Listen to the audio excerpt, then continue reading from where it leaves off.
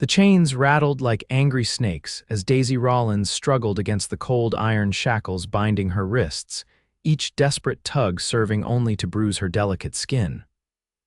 Her wedding day had arrived not with joy, but with the weight of a death sentence. Through the dusty church window, she glimpsed the mountains beyond Copper Creek, their freedom taunting her as the organ began its mournful dirge, Colorado Territory, 1875. The air hung heavy with dust and disappointment in the small mining town of Copper Creek. Daisy stared at her reflection in the cracked mirror of the church's back room. Her wedding dress, a cast-off from the merchant's wife, hung loosely on her frame. At 20 years old, she was being sold like cattle to Jedediah Stone, a man 3 decades her senior who owned half the mines in the territory and soon would own her too. "You should be grateful," her stepfather had sneered when he'd announced the arrangement 6 weeks prior. "Stone's got money. He'll keep you fed, clothed. What more could a girl with nothing want? What more? Perhaps love, perhaps choice. Perhaps not being shackled to prevent her escape after her last 2 attempts to flee." The door creaked open and Martha, the minister's wife, entered with pitying eyes. "It's time, dear," she whispered, her gaze deliberately avoiding the iron chains. Daisy squared her shoulders. "I need a moment to pray," she lied. Martha hesitated but nodded. "Don't be long, your stepfather is impatient." When the door closed, Daisy resumed her frantic tugging at the chains anchored to the heavy wooden bench. Her stepfather wasn't taking chances, not after she'd run away twice before. The first time, they'd found her at the stagecoach office. The second time, she'd made it 3 towns over before Stone's men had dragged her back. The church bell tolled once, twice. 15 minutes until the ceremony. 14 minutes until her life ended. Tears stung her eyes, but she refused to let them fall. Crying wouldn't save her. A sudden commotion erupted from the main church, raised voices, something crashing. Daisy froze, listening. Then the back window slid open with a scrape of wood against wood, and a man's face appeared, tanned, weathered, with eyes the color of a summer storm. "Seems to me," the stranger drawled quietly, "that a bride shouldn't be wearing iron on her wedding day." Hope flared dangerously in Daisy's chest. "Who are you?" "Name's Vaughn Xavier," he replied, slipping through the window with surprising grace for his tall frame. "Folks call me Vaughn." He wore a worn leather vest over a simple shirt, trail-dusted pants and boots that had seen better days. A cowboy, not a miner or a businessman, a stranger to Copper Creek. "They'll kill you if they find you here," Daisy whispered urgently. "Stone has men everywhere." Vaughn's eyes darkened as they fell to her shackled wrists. Without another word, he pulled something from his boot, a set of small metal tools that glinted in the dim light. "Lockpicking's a useful skill in my line of work," he explained, kneeling before her and examining the manacles. "Hold still." His fingers were calloused but gentle as they worked the lock. The first shackle opened with a soft click, and Daisy gasped at the sensation of cool air on her raw skin. "Why are you helping me?" she asked, her voice barely audible above the distant organ music. Vaughn's hands paused for a moment. "Let's just say I've got a problem with men who chain women." He returned to the second lock. "And maybe I've got a problem with Jedediah Stone." The second shackle fell away and Daisy rubbed her wrists, wincing. The shouting outside grew louder. Whatever distraction had been created wouldn't last much longer. "We need to go," Vaughn said, moving toward the window. Now, Daisy hesitated. "Where?" "Away." His eyes met hers. "Unless you'd prefer to stay for your wedding," a crash against the door made the decision for her. Someone was coming. Daisy gathered her skirts and moved toward the window. "My stepfather is currently occupied with a brawl in the church," Vaughn said, helping her through the opening. "My friend has a talent for starting fights in the most respectable places." The mountain air hit Daisy's face as she climbed out, and for the first moment in weeks she felt something akin to hope. Vaughn followed swiftly, then took her hand. "Can you ride?" he asked. She nodded. "Since I was 6, a smile flickered across his face. "Good." He led her around the church to where 2 horses waited, tethered to a scrub pine. The animals shifted nervously as approaching shouts echoed from the church. "That'd be them discovering the bride's flown the coop," Vaughn muttered, untying the horses. He helped Daisy mount, then swung onto his own horse, a magnificent black stallion. "We've got maybe 2 minutes before they come looking this way." As Daisy settled onto the saddle, awkwardly arranging her wedding dress, Vaughn reached over and ripped away the white fabric at her knees, freeing her legs to ride properly. "I'll buy you a new one," he said at her startled look, "when you choose." Then they were off, galloping away from the church, away from Copper Creek, away from the life that had been forced upon her. Daisy's hair came loose from its pins, streaming behind her like a golden banner. For the first time in months, she felt the taste of freedom on her tongue. They rode hard for nearly an hour, taking steep trails and crossing a shallow river twice to throw off any pursuit. Daisy's mind raced faster than the horses. Who was this man? Why had he rescued her? What would happen now? Finally, Vaughn slowed his horse, leading them into a sheltered canyon where a small stream trickled between rocks. As they dismounted, he pulled a canteen from his saddle. "Drink," he said, offering it to her. "We've got a ways to go yet." Daisy accepted gratefully, suddenly aware of her parched throat. "Where are we going?" "My place. Temporary, at least." He glanced back the way they'd come. "It's a day's ride from here, but we'll stop before nightfall at a friend's homestead." She handed back the canteen. "Why did you help me?" Vaughn's expression hardened. "I told you have a problem with men who chain women and with Jedediah Stone," she finished for him. "That's not a complete answer." He studied her for a moment, then sighed. "Stone killed my brother 2 years ago, mining dispute. Made it look like an accident, but I know better." "I'm sorry," Daisy said softly. Vaughn nodded tersely. "I came to Copper Creek looking for proof, found you instead." His eyes softened as they met hers. "Couldn't leave you there." Daisy looked down at her torn wedding dress, at the angry red marks on her wrists. "I don't know how to thank you." "You don't need to." He turned to check his horse's saddle. "We should keep moving." As she moved to remount, Vaughn suddenly stilled, his head cocked to one side. In one fluid motion, he drew her behind a large boulder.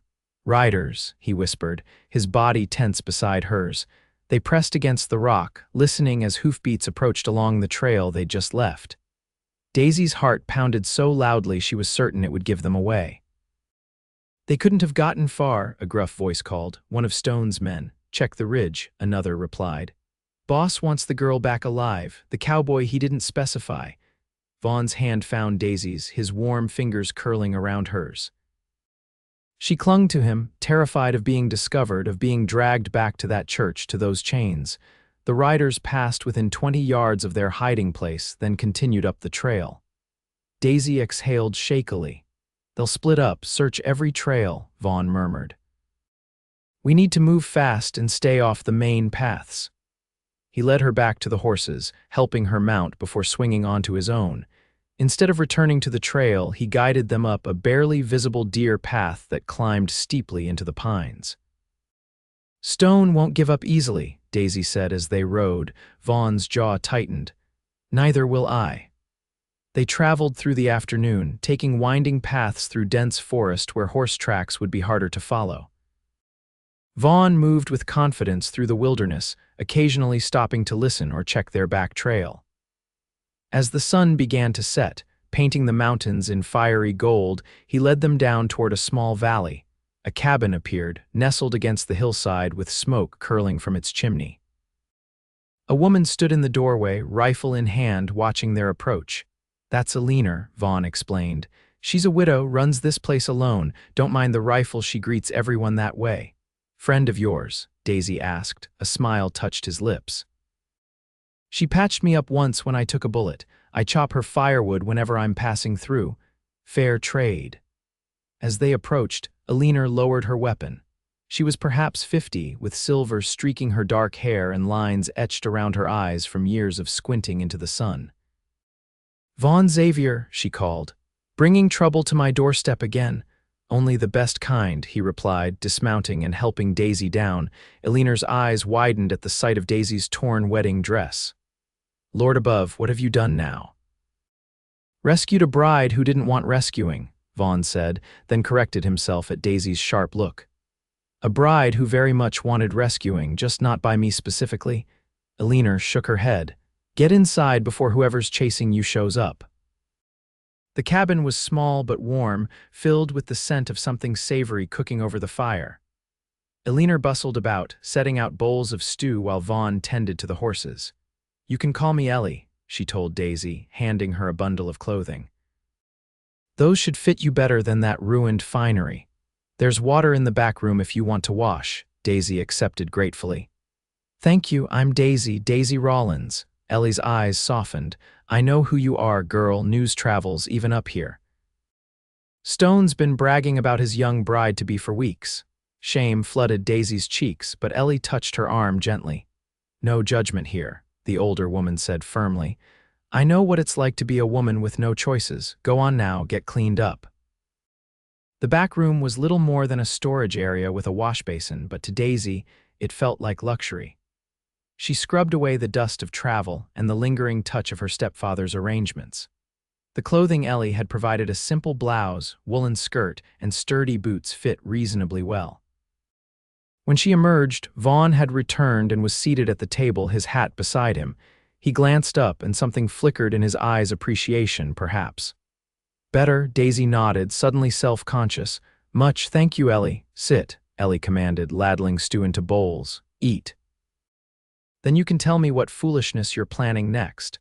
They ate in hungry silence for a few minutes before Vaughn spoke. "We need to keep moving tomorrow, early," Ellie snorted. "You need to rest is what you need. Stone's men won't find this place tonight." "They might," Vaughn countered. "And I won't bring trouble to your door."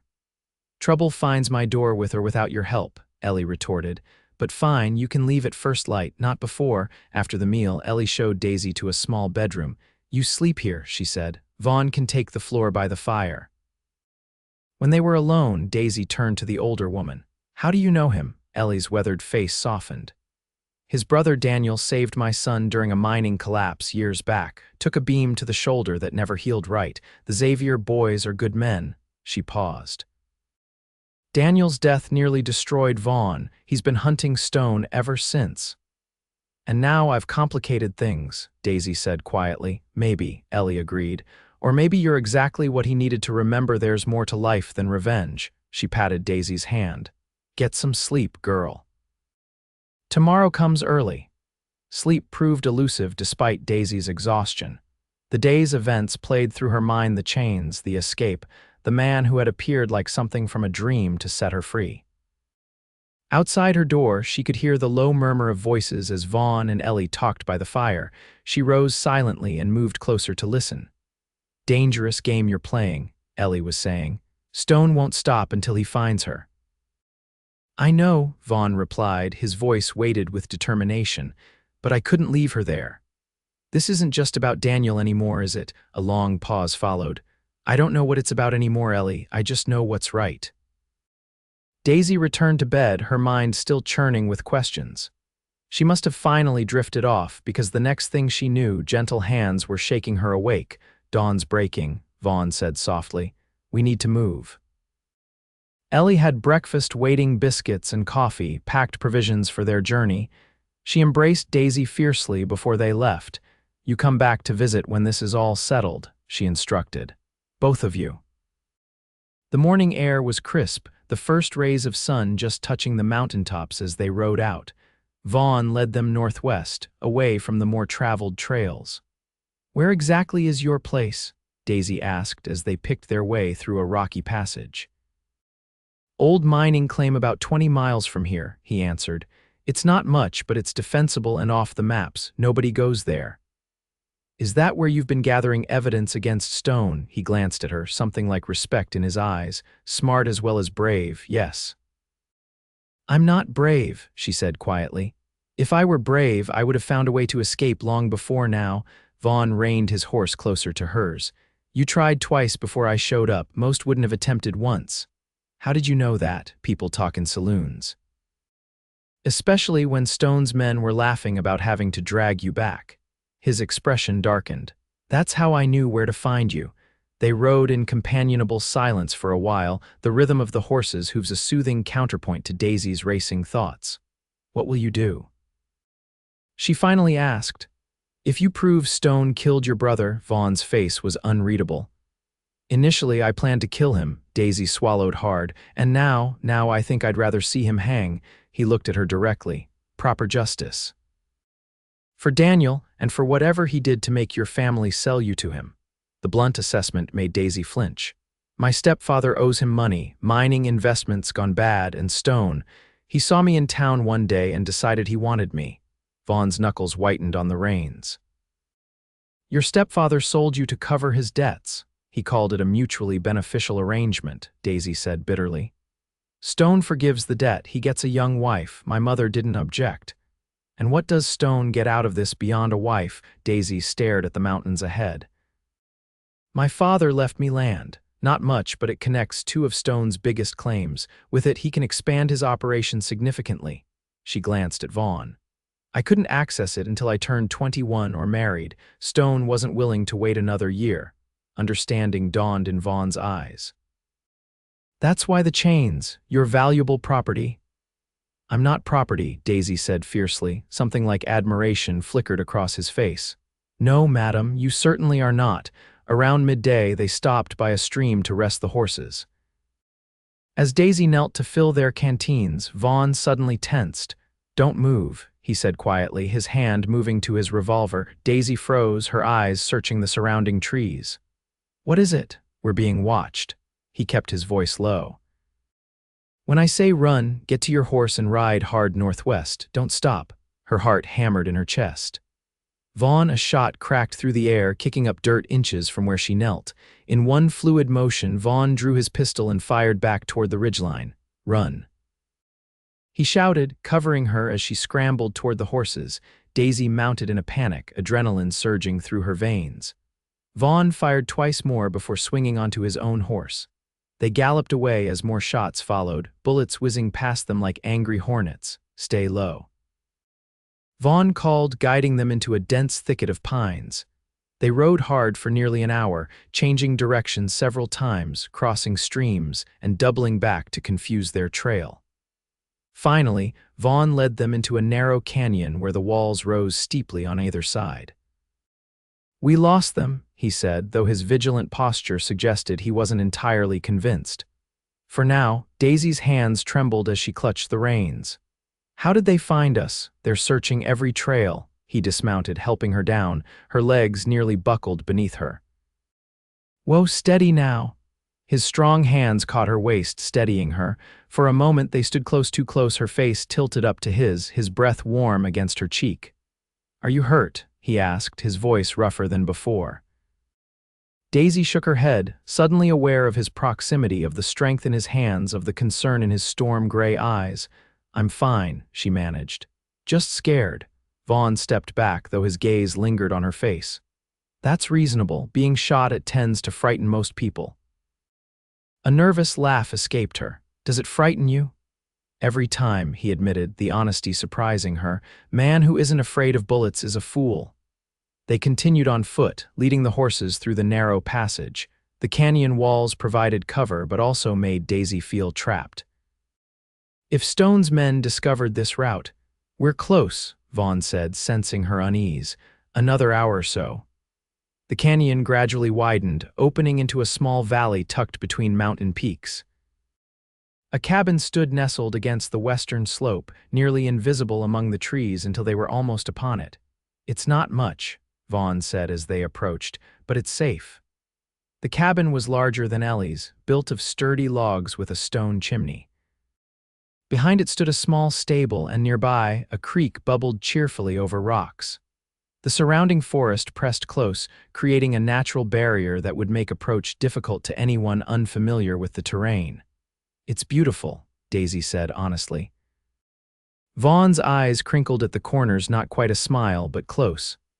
My brother and I built it together. It was supposed to be our home base between jobs. Something like grief shadowed his expression. Plans change. He helped her stable and care for the horses while explaining the layout of the valley where water could be collected, which paths led out, the best vantage points.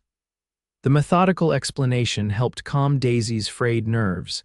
Inside, the cabin was sparse but comfortable. A large stone fireplace dominated one wall, with a wooden table and chairs nearby.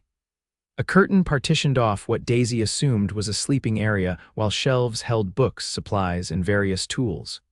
"You'll take the bed," Vaughn said, setting down their supplies. "I'll sleep out here." Daisy nodded, suddenly exhausted.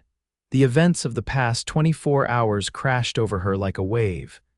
Yesterday morning, she'd been a prisoner in her stepfather's house, awaiting a forced marriage. Now she was miles away, in a hidden cabin with a man she barely knew but had already come to trust with her life. "I'll get a fire going," Vaughn said, moving to the hearth. "You should rest." Instead of lying down, Daisy found herself watching him. His movements were efficient, practiced, as he arranged kindling and struck a match. The firelight cast warm shadows across the planes of his face, highlighting cheekbones and the stubble darkening his jaw. "Why haven't you asked me where I want to go?" she asked suddenly. Vaughn glanced up, surprised. "What? You rescued me. You brought me here, but you never asked where I want to go, what I want to do next." He sat back on his heels, considering her words. "You're right, that was presumptuous of me." He met her gaze directly. "Where do you want to go, Daisy Rawlins?" The question caught her off guard despite having raised the issue. Where did she want to go? She had no family to return to, no friends who would risk Stone's wrath to shelter her. "I don't know," she admitted. "I have an aunt in St. Louis, but we haven't spoken in years. I don't know if she'd take me in." Vaughn nodded, returning his attention to the now crackling fire. "You're welcome to stay here while you decide. It's safe. Stone doesn't know about this place." "What about your plan, your evidence against Stone?" A muscle worked in his jaw. "Still gathering it. I've been watching his operation for months. I know he's been forging deeds, threatening minors, even arranging accidents for those who won't sell to him. But proving it is another matter." "I could help," Daisy offered. "I've heard things. Conversations between Stone and my stepfather, documents I wasn't supposed to see." Vaughn's eyes sharpened with interest. "What kind of documents?" "Letters, maps with properties marked. A ledger my stepfather kept hidden. It had names with amounts next to them. Some had X's." She paused, remembering. "One was your brother's name." Vaughn went very still. "You saw this?" Daisy nodded. "My stepfather doesn't think women can read. He wasn't careful about hiding things from me." A grim smile touched Vaughn's lips. "His mistake." He stood, moving to a trunk in the corner. "I've been collecting evidence where I can. Statements from minors who have been threatened, copies of deeds I know are forged." He pulled out a leather portfolio and brought it to the table. Inside were papers, maps, and what looked like sworn statements. "Stone has the law in his pocket," Vaughn explained. "But the territorial governor isn't corrupted yet. With enough evidence, he'd send a federal marshal to investigate." Daisy examined the documents, impressed by the thoroughness of his investigation. "You weren't planning just revenge. You were building a case." "Daniel would have wanted it done right," Vaughn said quietly. "He always believed in justice over vengeance." "Tell me about him," Daisy said softly. "Your brother." Vaughn's expression softened with memory. "He was the better of us, smarter, kinder. Could talk his way into or out of anything."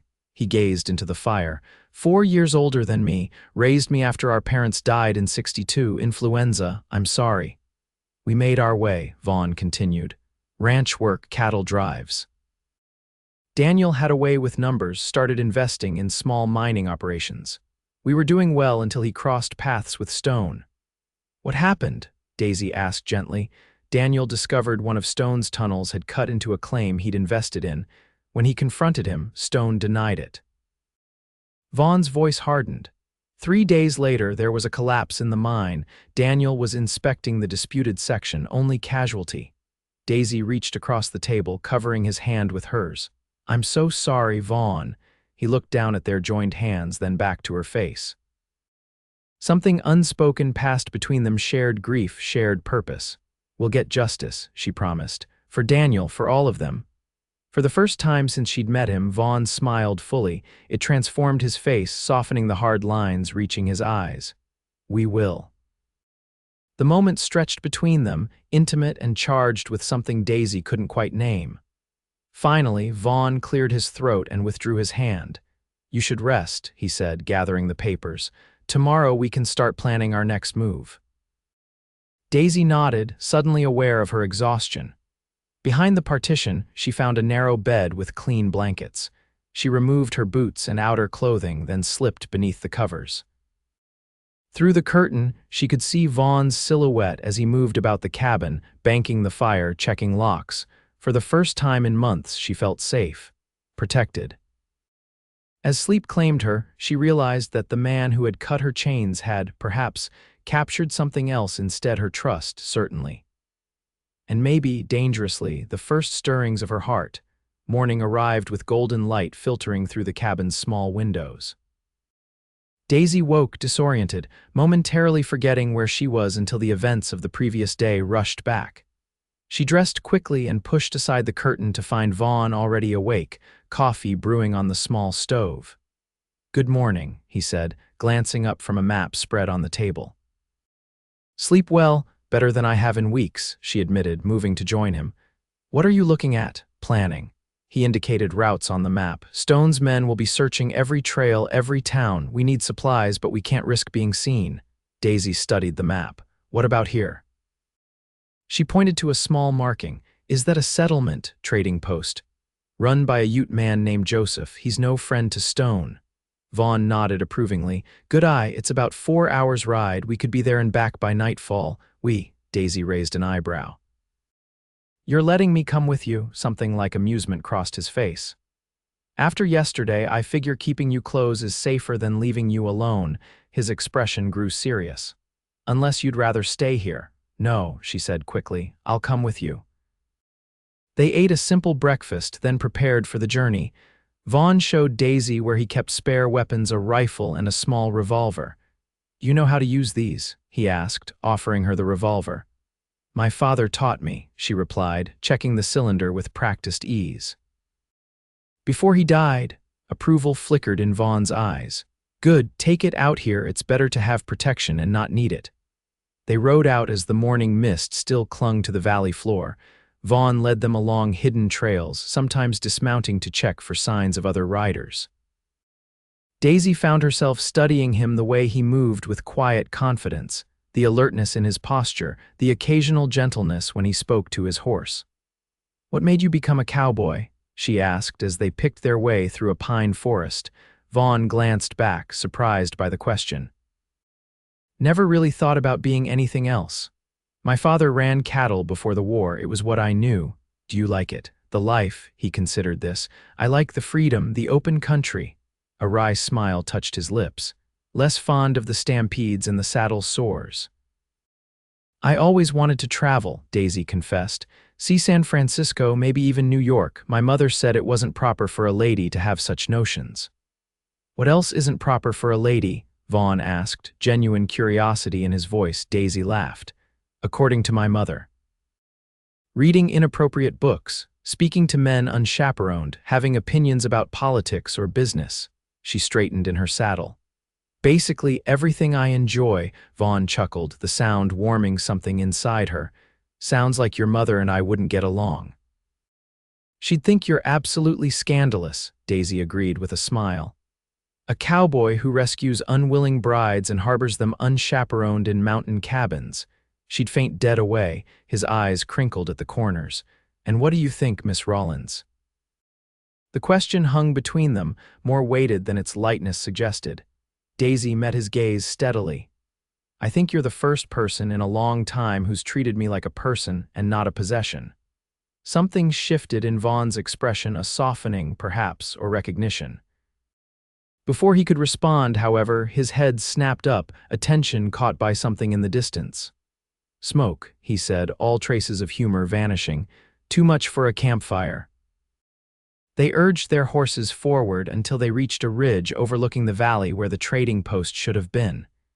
Instead of the expected buildings, they found smoldering ruins, black smoke still rising from charred timbers.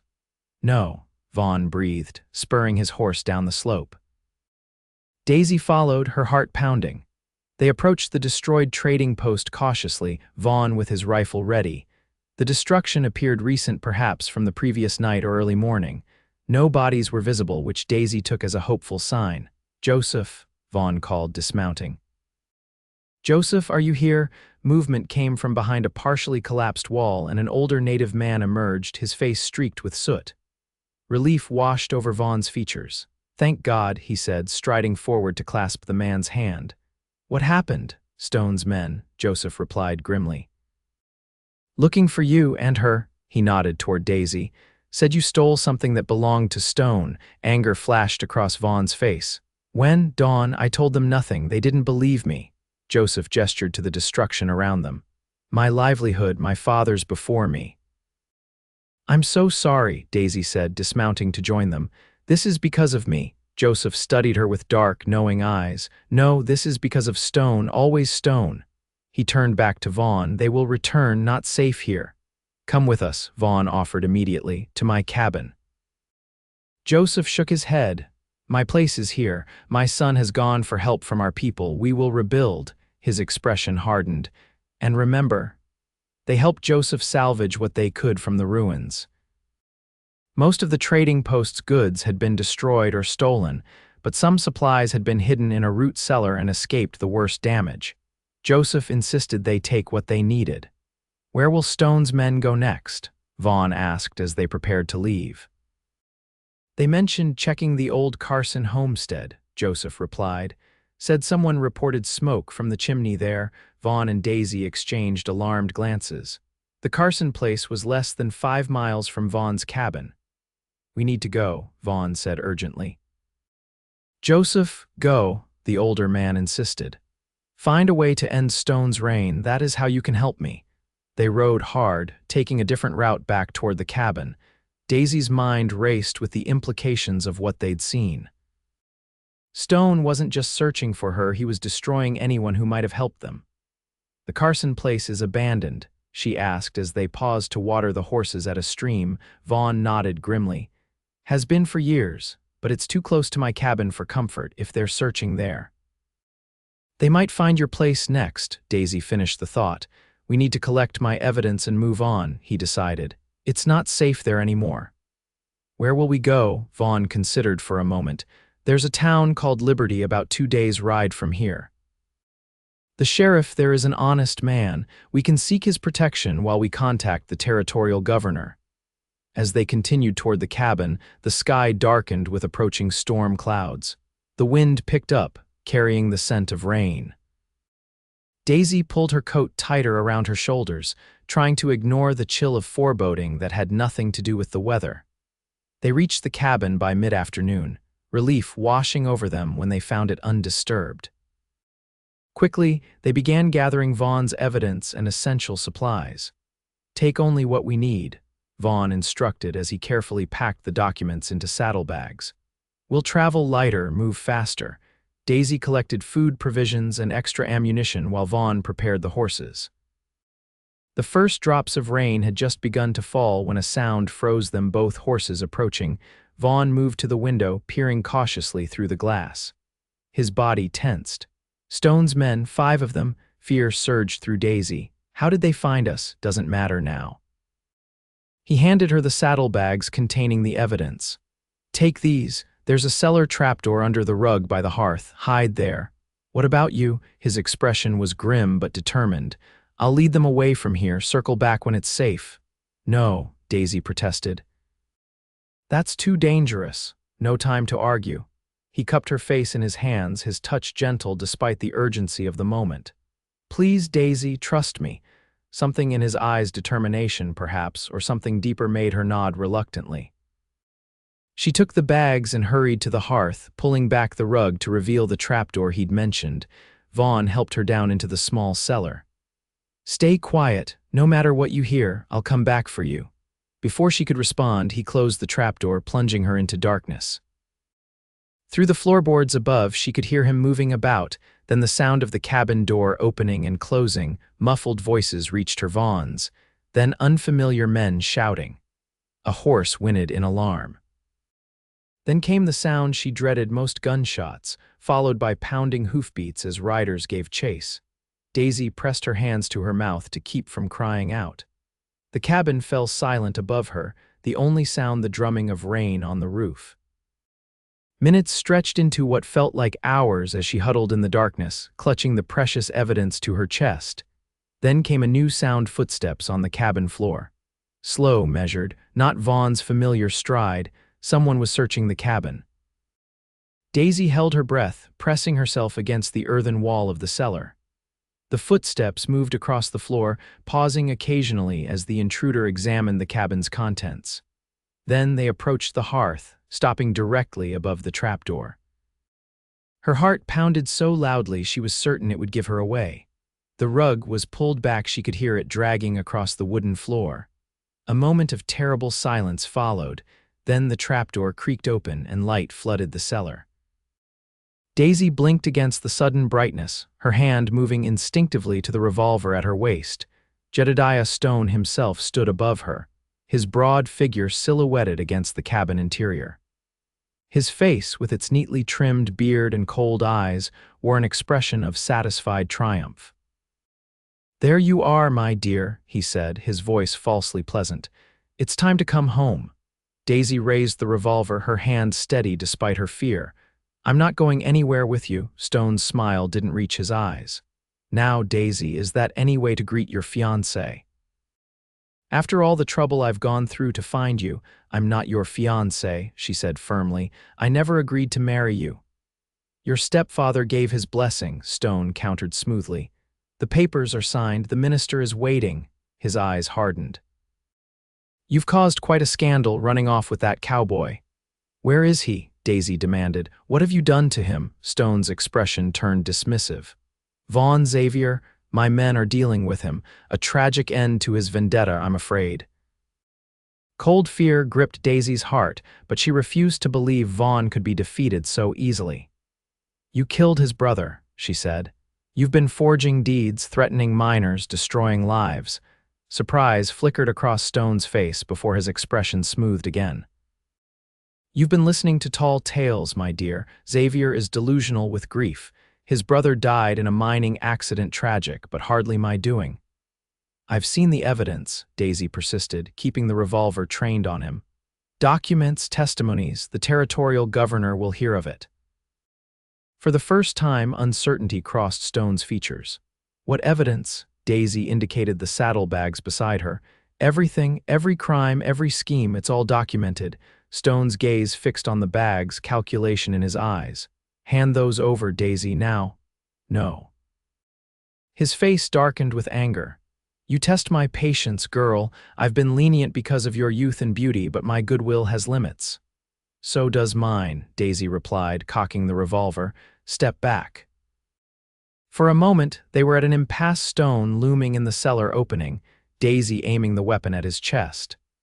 Then a new sound reached them: horses approaching at speed. Stone glanced over his shoulder, momentarily distracted. Daisy seized the opportunity, firing a shot that struck the wooden frame inches from his head.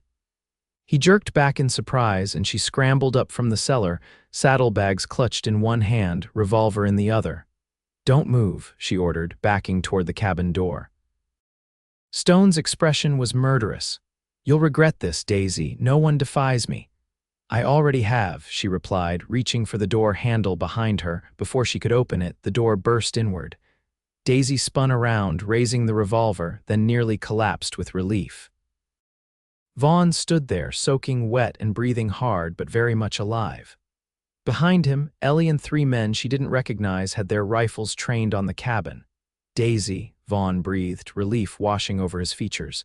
His eyes hardened as they moved past her to Stone. "Step away from him." Stone's cold composure finally cracked. "This doesn't concern you, Xavier. The girl is my property by contract." "She belongs to no one," Vaughn said, his voice dangerously quiet, "especially not a murderer." "You have no proof," Stone sneered. Daisy held up the saddlebags. "We have all the proof we need." One of the men with Vaughn stepped forward, older, with a stern face and a sheriff's badge pinned to his coat. "Jedediah Stone, I'm placing you under arrest on suspicion of fraud, intimidation, and the murder of Daniel Xavier." Disbelief crossed Stone's face.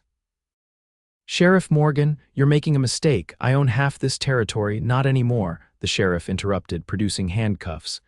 "And not for a long while if I have anything to say about it." As the sheriff moved to arrest Stone, Vaughn crossed to Daisy, his eyes searching her face. "Are you hurt?" She shook her head, suddenly overwhelmed by emotion. "He said I thought you might be. I'm all right," he assured her, gently taking the revolver from her trembling hand. "Stone's men weren't expecting me to double back through the Eastern Pass. I lost them, then ran into the sheriff's patrol." "How convenient," Stone spat as the sheriff secured his wrists. "Not convenience," Ellie corrected, stepping inside. "Planning. Vaughn sent word to Sheriff Morgan days ago, right after he rescued Daisy." Daisy looked at Vaughn in surprise. He shrugged, almost sheepish. "I figured we'd need the law on our side eventually. Didn't expect them quite so soon, though." Sheriff Morgan nodded to Vaughn. "Got your message yesterday. Was already on my way when we intercepted one of Stone's men." He was talkative after a little persuasion. Stone was led outside to where more lawmen waited. The rain had eased to a gentle drizzle and weak sunlight broke through the clouds. "The evidence," Daisy remembered suddenly, offering the saddlebags to the sheriff. Morgan took them with a nod of thanks. "This should help build our case." "You'll both need to testify, of course." "We'll be there," Vaughn promised. As the lawmen prepared to leave with their prisoner, Ellie approached Daisy and Vaughn. "You two look like you could use some rest and a hot meal. My place isn't far." Exhaustion swept over Daisy as the tension of the day finally released its hold. She swayed slightly, and Vaughn's arm came around her waist, steadying her. "Careful now," he murmured, his breath warm against her ear. She leaned into his strength, suddenly aware of how close they stood, of the solid warmth of him beside her. "Thank you," she whispered. "For everything." His eyes, when they met hers, held something that made her breath catch warmth and wonder and perhaps something more. "Let's go home," he said softly. The word home lingered in Daisy's mind as they rode back to Ellie's cabin. Home, such a simple concept, yet one that had eluded her since her father's death years ago. Her stepfather's house had been a prison, not a home, and now.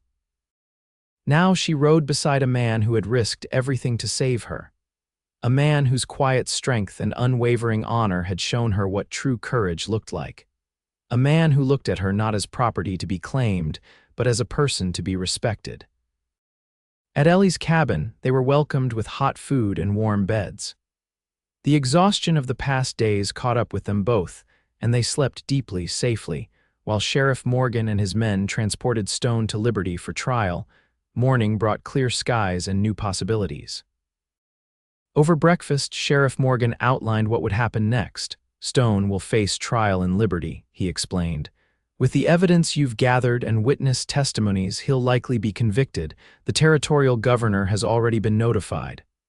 "What about my stepfather?" Daisy asked. "He was complicit in all this." "We'll investigate him too," Morgan assured her. "No one's above the law in my jurisdiction." After the sheriff left, Daisy found herself sitting on Ellie's porch, watching the mountains in the distance. Vaughn joined her, 2 cups of coffee in hand. "Penny for your thoughts," he said, offering her one of the cups. Daisy accepted gratefully. "I was just thinking about what happens next, meaning the trial will take weeks, maybe months, and after that," she hesitated. "I'm not sure where I belong anymore." Vaughn was quiet for a moment, his gaze on the distant peaks. "Your land, the property Stone wanted, it's still yours." "Yes, but," Daisy sighed, "I can't go back to Copper Creek. Too many memories, too many people who were willing to see me sold like cattle." "You could sell the land," Vaughn suggested. "Use the money to start fresh somewhere else. San Francisco maybe, or New York." The idea should have excited her, the freedom to go anywhere, do anything. Yet something held her back, tethered her to this place, to this moment, to the man beside her. "What about you?" she asked, meeting his gaze. "What will you do after the trial?" Vaughn considered the question. "I've been focused on bringing Stone to justice for so long, I haven't thought much beyond that." A small smile touched his lips. "Daniel always said I lacked forward planning." "I think he'd be proud of what you've accomplished," Daisy said softly. "Maybe." Vaughn's eyes held hers. "Thing is, my plans have changed recently." "How so?" He set his coffee aside, turning to face her fully. "I was set on vengeance, single-minded about it. Then I saw a girl in chains on her wedding day, and suddenly there was something more important than my revenge." Daisy's heart quickened. Vaughn, let me finish, he said gently. When I cut those shackles, I didn't know what I was starting. I just knew I couldn't leave you there. But these past days, riding with you, talking with you, seeing your courage. He took her hand in his. Daisy, you've reminded me there's more to life than settling old scores. There's building something new. Hope bloomed in her chest, fragile and precious. What are you saying? I'm saying I don't want you to go to San Francisco or New York, not unless. He swallowed hard. Not unless I'm going with you. Daisy set her cup down, her hand trembling slightly. Are you asking me to stay with you? Vaughn's fingers tightened around hers. I'm asking if you might consider building a life with me. Here in these mountains or wherever you want to go. His eyes, so often guarded, were open now, vulnerable. I know it's sudden. I know we've only known each other a short while, but sometimes a person just knows. Tears pricked Daisy's eyes. Knows what? He reached up, his calloused fingers gently brushing a strand of hair from her face. Knows that some things are meant to be, like a cowboy cutting the chains of a bride who didn't want to be married. His voice dropped to a whisper. And whispering mine not as a claim of ownership, but as a promise of protection. Daisy's breath caught. You never actually said that word. A smile touched his lips. Didn't I? I thought it. From the moment I saw you in that church, something in me knew you were meant to be mine, not as property, but as my heart's choice. He leaned closer. And I'd like to be yours if you'll have me. In that moment, Daisy knew her answer, had perhaps known it since he'd first appeared at the church window, offering freedom and hope. She closed the distance between them, pressing her lips to his in a kiss that felt like coming home. When they finally parted, both breathless, she rested her forehead against his. Yes, she whispered. Yes to all of it. Joy transformed Vaughn's face, lighting his eyes, softening the lines that grief and vengeance had etched there. He pulled her close, his arms strong and sure around her. I'll never put chains on you, he promised against her hair. Only offer my hand, my heart, my name if you want them. Daisy laughed, a sound of pure happiness. I want them. I want you, Vaughn Xavier. Later that evening, as they sat with Ellie by the fire making plans for the future, Daisy felt a sense of peace settle over her. The road ahead wouldn't be easy. There was still Stone's trial to face, her land to deal with, a life to build. But for the first time, she wasn't facing these challenges alone. You know, Ellie said, watching them with knowing eyes, there's a minister in Liberty who could marry you two after the trial, save you the trouble of waiting. Vaughn looked to Daisy, a question in his eyes. No rush, he assured her. We have time. But Daisy shook her head, smiling. I've already had one wedding I didn't want. I'm ready for one I do. She took his hand. As soon as Stone is convicted, let's make it official. The weeks that followed passed in a blur of preparation and anticipation. They traveled to Liberty for Stone's trial, where Daisy testified about what she had witnessed, the documents she had seen, and the forced marriage that had been arranged. Vaughn presented his meticulously gathered evidence, and other witnesses came forward, emboldened by Stone's arrest. The trial lasted 2 weeks. In the end, the jury took less than a day to find Jedediah Stone guilty on all counts.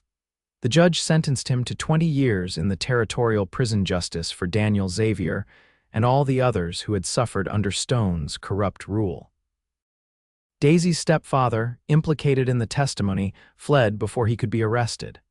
Reports suggested he'd crossed into New Mexico territory, his reputation and business in ruins. The day after the verdict, Daisy stood in a simple white dress, one she had chosen herself in Liberty's small church. Ellie had helped her prepare, weaving wildflowers into her hair. No chains this time, Ellie observed with satisfaction, just as it should be. Sheriff Morgan gave her away, a role he accepted with surprising emotion. Your father was a good man, he told Daisy before the ceremony. He'd be proud to see you now strong, brave, making your own choice. When Daisy walked down the aisle, her eyes found Vaughn waiting for her, his face alight with love and wonder. He wore a new shirt and vest, his hair neatly combed, but it was the joy in his eyes that transformed him. Their vows were simple, heartfelt promises exchanged before friends old and new. When the minister pronounced them husband and wife, Vaughn cupped her face in his hands with infinite tenderness. Mine, he whispered against her lips before he kissed her. And I am yours. The celebration afterward was modest but joyful, held at the town's best hotel. Joseph came from the trading post, which was already being rebuilt. Sheriff Morgan and his deputies raised glasses in toast. Ellie, who had become like family to them both, beamed with maternal pride. As the evening waned, Vaughn led Daisy onto the small balcony outside the hotel's dining room. The stars spread across the Colorado sky like scattered diamonds, the mountains' dark silhouettes against the night. "What do you think?" he asked, his arm warm around her waist. "About our future?" Daisy leaned into him, content in a way she had never thought possible. "I think we have options." They had decided to sell her land not to a mining company, but to a cooperative of independent miners who had suffered under Stone's monopoly. The money would allow them to build a new life together. "We could stay here," Vaughn mused. "Build a ranch, raise horses, or cattle," Daisy suggested. "Or both. Both sounds good." He pressed a kiss to her temple. "Though I did promise to take you to San Francisco someday," Daisy smiled, turning in his arms to face him. "We have time for all of it." "A ranch first, perhaps, then travel when we're ready." Vaughn's eyes were soft with love as he gazed at her. "Wherever we go, whatever we do, as long as we're together, I'll be content." "Together," Daisy agreed, rising on tiptoe to kiss him. "No chains, no claims, just choice." His arms tightened around her, holding her close beneath the vast western sky. "The best choice I ever made was cutting those shackles," he murmured against her hair. "And the best choice I ever made was trusting the cowboy who did," Daisy replied, her heart full to overflowing with love and possibility. 5 years later, Vaughn Xavier stood on the porch of their ranch house, watching as Vaughn taught their 3-year-old son Daniel to sit on his first pony. The little boy's laughter carried across the yard, mingling with the sounds of cattle in the distance and the gentle rush of the creek that bordered their property. The Xavier Ranch had prospered beyond their expectations. They raised fine horses and quality cattle, their reputation for fair dealing and good stock spreading throughout the territory. Their home, built with their own hands and those of friends, stood proudly against the mountain backdrop larger than Vaughn's old cabin, but constructed with the same care and strength. Their daughter, Eleanor, named for Ellie, who had passed peacefully 2 winters ago, slept in Daisy's arms, just 6 months old and already showing her mother's determination and her father's thoughtful eyes. They had traveled, as promised, to San Francisco the previous year, where Daisy had stood at the edge of the Pacific Ocean, marveling at its vastness. Next year, they planned a journey to New York with stops to visit friends along the way. Life wasn't always easy. The West remained wild in many ways, with harsh winters, unpredictable markets, and the occasional dispute with neighboring ranchers. But they faced each challenge together, their bond strengthened by the trials they had overcome. As Vaughn lifted little Daniel from the pony and swung him high in the air, their son's delighted squeals made Daisy's heart swell with joy. Vaughn glanced toward the porch, his eyes finding hers across the yard. Even after 5 years, that look still made her breath catch the love, the belonging, the certainty that they had found in each other exactly what they needed. He carried Daniel toward the house, the boy chattering excitedly about his ride. When they reached the porch, Vaughn leaned in to kiss Daisy, then pressed a gentle kiss to baby Eleanor's forehead. "Happy?" he asked, his eyes crinkling at the corners the way she loved. Daisy looked at her family, at the man who had cut her chains and offered freedom instead of captivity, love instead of ownership, at their children born of that love, at the home they had built together.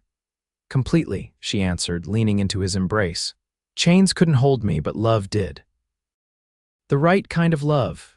Vaughn's arm tightened around her shoulders as they stood together, watching the sunset paint the mountains in gold and crimson. "The only kind worth having," he agreed softly. In the distance, a lone eagle soared against the darkening sky, free, wild, and perfectly at home in the vast western landscape. Just like them.